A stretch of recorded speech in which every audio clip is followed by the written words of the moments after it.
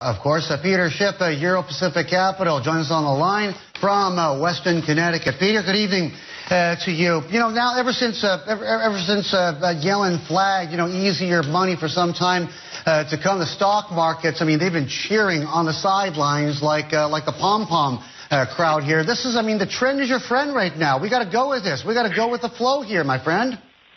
Yeah, well, first of all, remember, the U.S. stock market is only up in dollars, but in almost every other currency in the world, the U.S. stock market is going down. So I would caution people against investing in U.S. stocks because I think the dollar is going to fall a lot faster than U.S. stocks rise. On the other hand, there are a lot of stocks outside the United States that have the wind at their back. Not only do I think these markets are going to go up, but I think the currencies are going to gain a lot of ground against the dollar because I don't think the Fed is going to raise rates at all in 2016. In fact, I think the economy is much weaker than the Fed professes. I think that we're either in a recession now in the U.S. or on the cusp of one. And I actually think the Fed is actually going to get higher inflation. I think there's a good chance that we get above the 2%.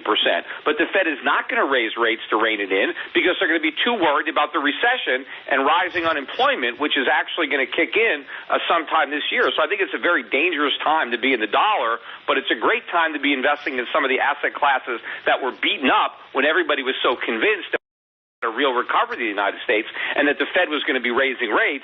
The reality is we're going back to zero and we're going to get QE4.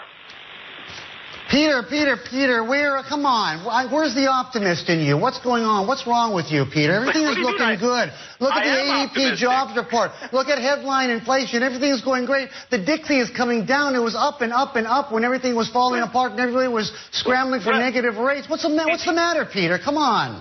Did you look? The Atlanta Fed just revised down their estimate for first quarter growth to 0.6 in the United States. The Fed was looking for close to 3% when they hiked rates back in December, and now all the growth is gone. I mean, the economic numbers in the United States are terrible. The numbers are so bad we've never seen them historically unless we were in a recession. The only numbers that aren't bad superficially are the jobs numbers, but that's because we're replacing all of our full-time jobs with part-time jobs. And so when somebody loses a high-paying job and they get 2 or 3 low-paying jobs, right, that means new jobs are created. But we're working fewer hours, and Americans are earning less money. So our standard of living is going down, our debt is going up, the U.S. economy is in a lot of trouble, and the Fed doesn't want to admit it because Obama wants to pretend that everything is great, and so the Fed doesn't want to peddle the fiction, so they toe the party line. And, of course, Janet Yellen wants to help elect Hillary Clinton, and Hillary Clinton is not going to get elected if people tell the truth about the U.S. economy. So they pretend it's strong, but they can't raise rates because they know it's weak. People have told me that they're friends. They may very well be friends, but how could that possibly enter the equation here? Easy money is good for Republicans. It's good for Donald Trump as well as it's good for Hillary, even Bernie Sanders.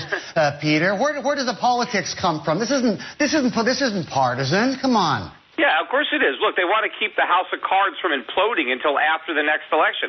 Look, the last time we had a Fed-created bubble, it popped in 2008 while Bush was still in office. That's why Obama became president. And so Janet Yellen doesn't want the same thing to happen to Hillary. She wants to keep the bubble now inflating until after the next election. But, of course, this is damaging to the U.S. economy. Look, cheap money undermines economic growth. You played that clip from Fisher, who talked about economies struggling with low inflation.